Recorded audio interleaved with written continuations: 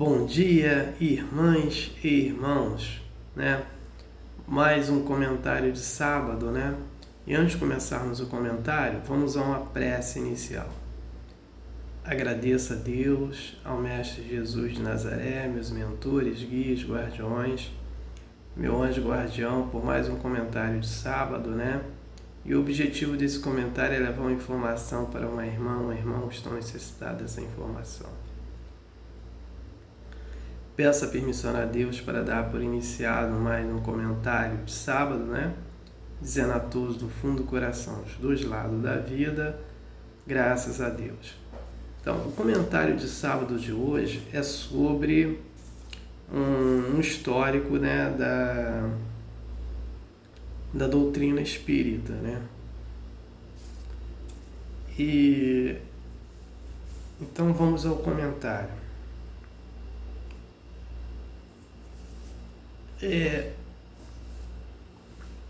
Dia 18 de abril, né, se comemora a doutrina espírita, né, por causa do primeiro livro, né, o livro dos Espíritos foi publicado 18 de abril de 1857. Né, então vamos agora esse histórico da doutrina espírita, né? Então vamos entender como é que começa essa manifestação. Então ela começa no século XIX, né? Na família Fox, né? Eles escutam toda noite uns toques, né? Uns barulhos, né? E eles eram protestantes, né? E um dia eles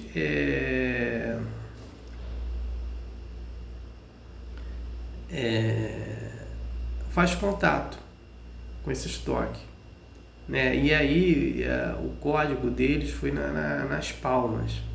Então eles batiam palmas, aparecia uma palma seria uma letra, e por aí eles juntavam as frases. E aí o espírito do outro lado falava. Então o espírito falou para eles que ele tinha sido morto naquela casa, para os donos, que ele era vendedor e tal. E aí essa história se espalhou, né? Isso foi lá no estado de Nova York, nos Estados Unidos, e essa história se espalhou, né? E um juiz queria saber de um histórico do irmão dele, ele foi e contou, né? E as irmãs Fox ficavam nos teatros, né? Se comunicando com os espíritos através de palmas, né? Batendo palmas. E depois chegou até a Inglaterra, mas foi muito pouco, e ele vem para a França, né? Quando chegou na França, Allan Kardec, ele começou a pesquisar. Ele queria entender por que as mesas rodavam, as mesas falavam. E aí a burguesia francesa, né, naquele período, se divertia com isso, né? E aí a seriedade do Allan Kardec, como ele era um pedagogo, né? Então ele levou isso com mais seriedade. O que acontece? Aí tinha um barão que ele já começa aí, ele fazia a cura com aparelho. Então já começa a ter o desenvolvimento da mediunidade física, né? Mediunidade de cura. E aí o prefeito pediu para ele botar esses aparelhos perto de uma árvore, para quem encostasse na árvore ficava curado. E depois apareceu uma pessoa doente para esse barão, e ele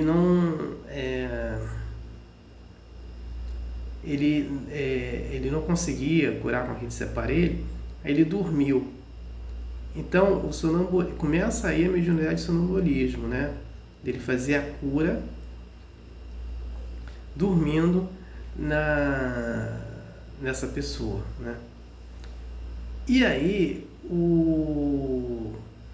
veio um espírito, já o o Allan Kardec estava fazendo pesquisas, né? Já estava falando, e um espírito fala para ele que todas as informações que nós temos são os espíritos que passaram para ele, né?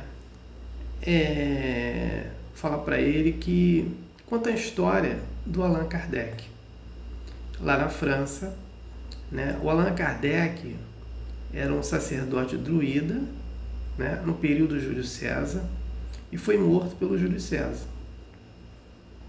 E aí começa essa ligação do Allan Kardec com o espírito do Júlio César, que mais tarde ele foi na França como o espírito Napoleão Bonaparte I, né? Então Napoleão, o objetivo do Napoleão vir, que é o espírito de Júlio César, era para deixar mais fácil a doutrina espírita quando Allan Kardec chegasse. Só que o espírito de Napoleão Bonaparte, né, que era o espírito de Júlio César, não fez nada daquilo, né? Então o Allan Kardec gostou dessa história e aí ele pegou esse nome, Allan Kardec, para ele. Então ele usou esse nome Allan Kardec para ele, né? Então começa assim a história no século XIX. A doutrina espírita é o Consolador Prometido. São os espíritos que vêm para nos consolar, né? Onde o Mestre Jesus de Nazaré, ele autoriza essas informações. Por isso que a doutrina espírita ela tem mais informações do que as outras escolas religiosas. Que depois as escolas religiosas, outras escolas religiosas, vão absorver esse conhecimento através da ciência.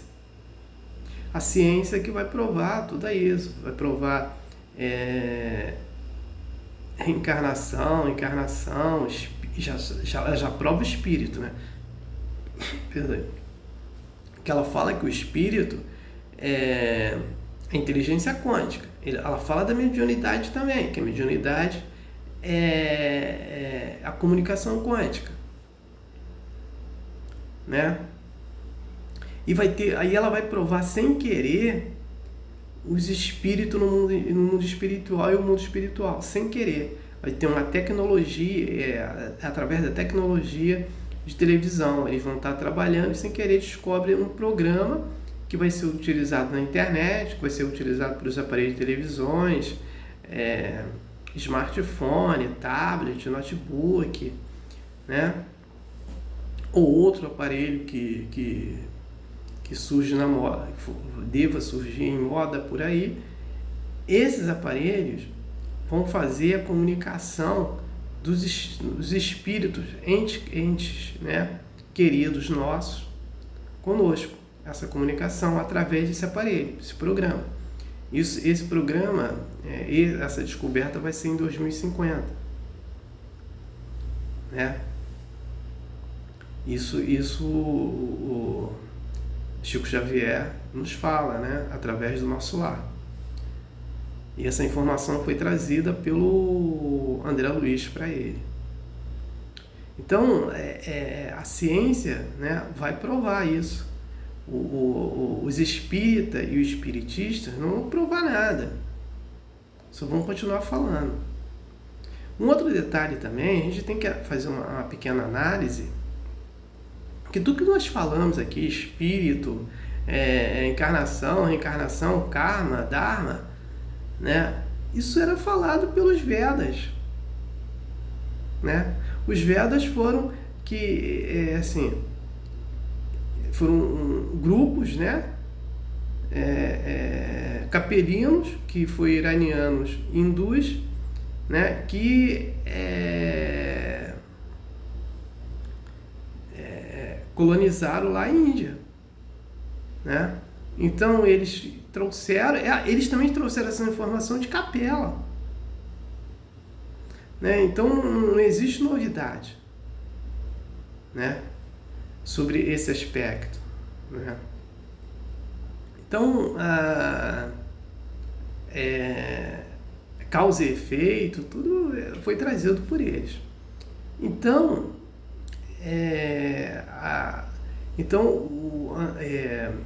Allan Kardec escreveu em 1857, né, o Livro dos Espíritos, depois ele escreve o Livro dos Médiuns, depois escreve o livro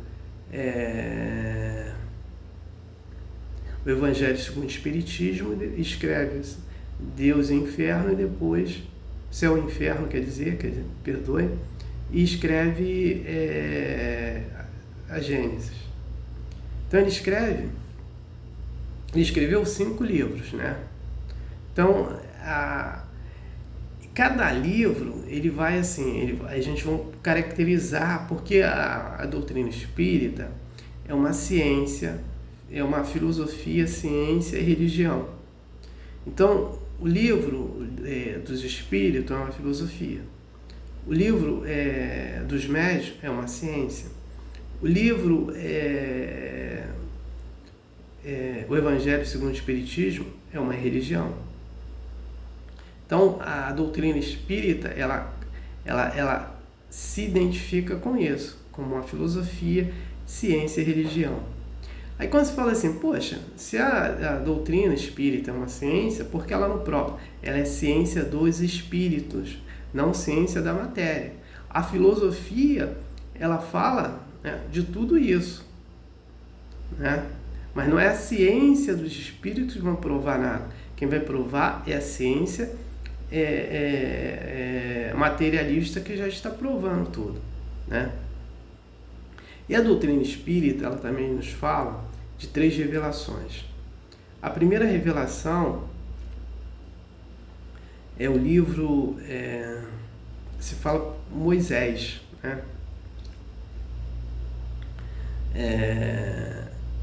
Os 10 mandamentos. E a segunda revelação, ela fala de Jesus, né? Aí fala sobre a religião. E a terceira revelação, ela fala sobre a doutrina espírita, o espiritismo, que ela fala da ciência e a moral, né? A ciência aí é a ciência dos espíritos. Quando ele fala da moral, né? A moral é todas as informações que os espíritos nos traz, né, sobre a moralidade e ética. Por isso que a doutrina espírita é a ciência da moral. Por isso que quando um espiritista tem conhecimento de causa e faz errado, será muito cobrado, porque ele tem uma questão moral, né? Ele sabe de um erro e continua cometendo aquele erro, né? E a cobrança será bem maior do que aquele que não sabia dessa informação.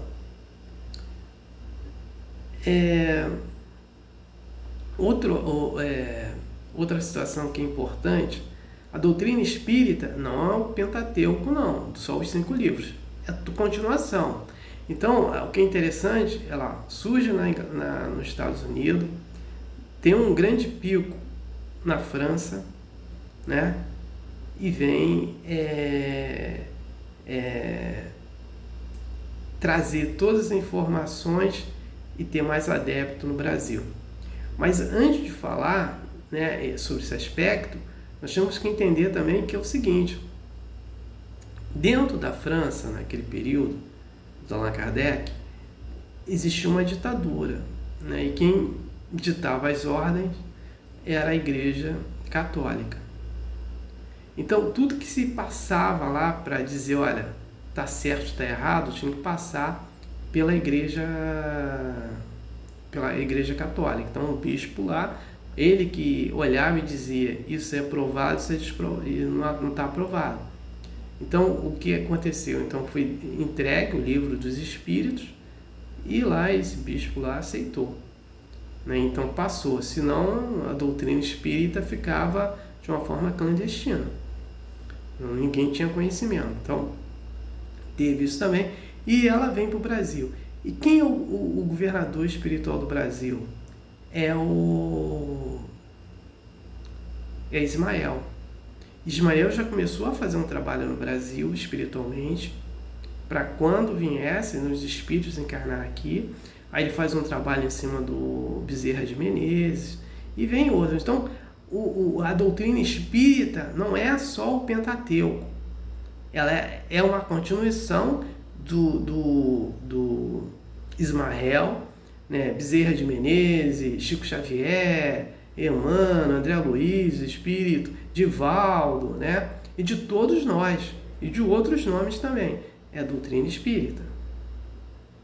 Então ela não é só Pentateuco. Aqueles espírita ou espiritista ortodoxo que só acha isso, né, que só pode dizer, não, é só o que o Allan Kardec disse, Chico Xavier falou, não é certo, Divaldo, né, Joana de Ângeles, né, então não é por aí.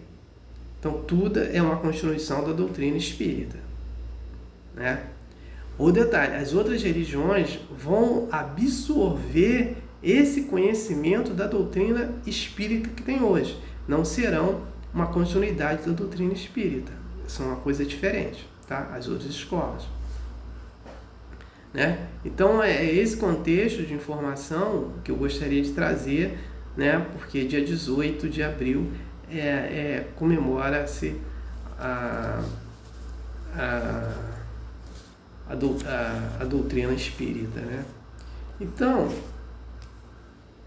o próximo, eu não tenho mais nada para falar, né, sobre o comentário de hoje.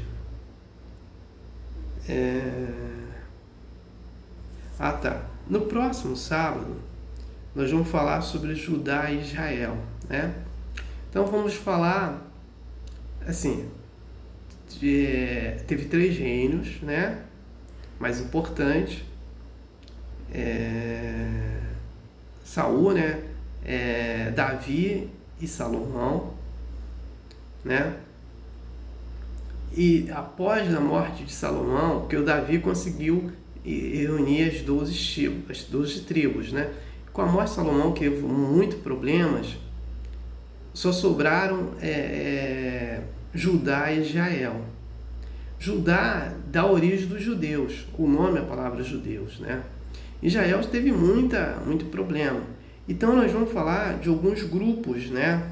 Alguns grupos históricos, samaritanos, né?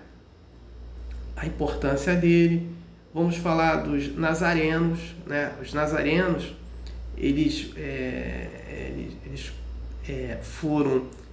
praticavam o celibato, usavam as barbas grandes, né? E depois, com a morte de Jesus de Nazaré, os nazarenos formaram esse grupo. Os publicanos, né? Os publicanos, eram eles que escreviam, né? Eram chamados doutores da lei. Quem eram doutores da lei? Eram aqueles que escreviam, assim, falavam sobre as leis e escreviam assim, uma pessoa estava doente. Então, lá como não tinha uma carteira de identidade, né, para reconhecer a pessoa se ela estava viva ou não, tinha um nome lá no livro. Então, o nome dessa pessoa era retirado do livro porque ela tinha uma doença, tinha uma lepra, alguma coisa, e não poderia ficar em contato. Quando ela ficava curada, ela voltava. Por isso, quando Jesus curava alguém, pedia para ele procurar um doutor da lei, para escrever o nome dele, né, que ele estava ali, né? E aí teve os portuários. Os portuários eram aqueles que cobravam imposto de assim, pequenas, de pessoas que não tinham muita importância, dos mais pobres, né?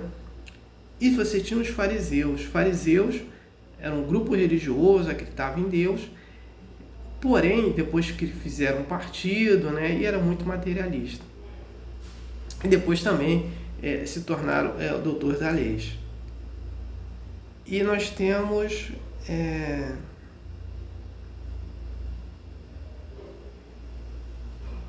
os escribas, né?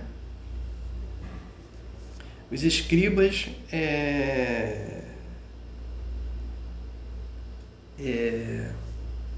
os escribas eram cobradores de impostos, onde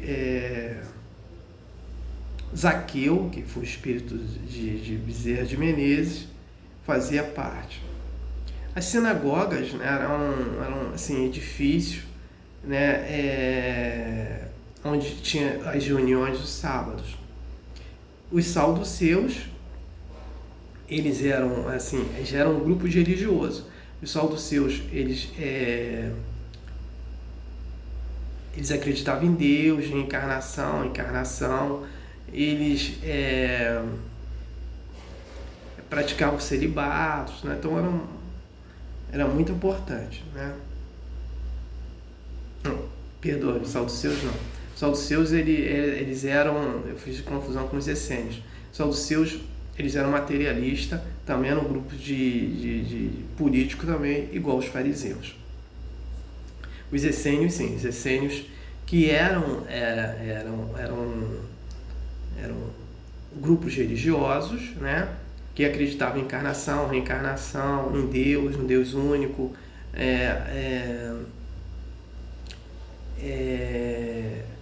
praticavam celibatos, né?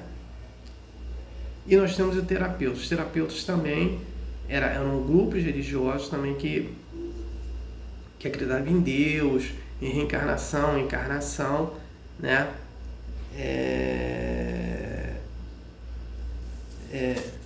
Também.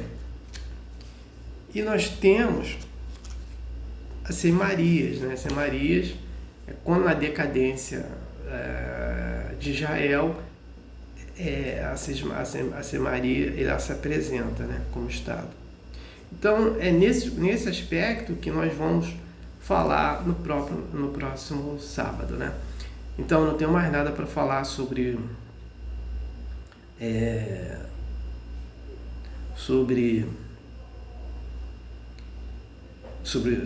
os temas de hoje, né? E passo para a prece de encerramento. Agradeço a Deus, ao Mestre Jesus de Nazaré, meus mentores, guias, guardiões, meu anjo guardião, por mais um estudo do Evangelho, por mais um comentário de sábado, né? E o objetivo foi atingido de ter levado a informação para uma irmã, um irmão que estão necessitados dessa informação. Peço permissão a Deus para dar por encerrado mais um comentário de sábado, dizendo a todos do fundo do coração, os dois lados da vida, graças a Deus, gratidão ao irmão que me ouviram e me assistiram. Aleluia, amém.